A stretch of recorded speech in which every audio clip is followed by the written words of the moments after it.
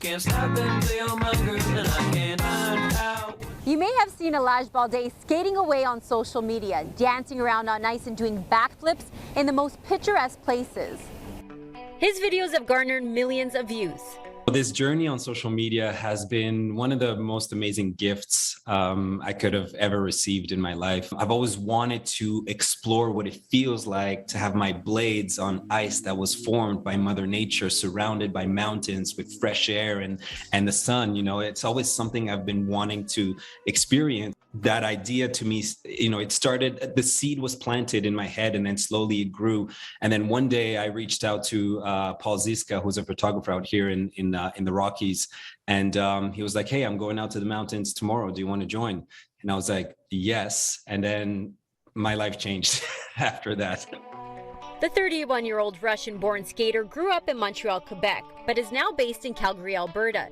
He started the sport at a young age. He's a decorated figure skater and philanthropist. He advocates for diversity and accessibility in this sport through his charity, the Skate Global Foundation.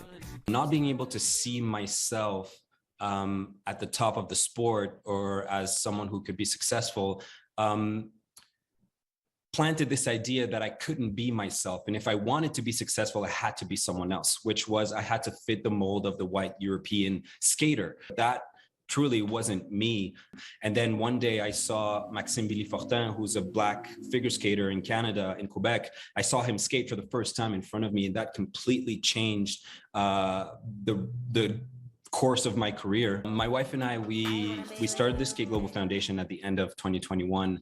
And it came because we've been having a lot of conversations about why we don't see a lot of diversity in figure skating. And one of the main areas that we found was the lack of accessibility in underserved communities. We have three pillars. One is equity, diversity, and inclusion. Another one is mental health. And the last one is climate change. But we wanted to connect with Ellis Don and start a project where we could upgrade and build outdoor rinks in underserved communities across Canada.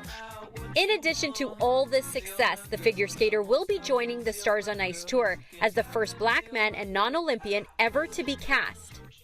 To be able to be that representation for, again, the next generation of Black, Indigenous, and people of color is huge. The Stars on Ice tour will make its way across the country starting on April the 29th. For City News, I'm Stella Quisto.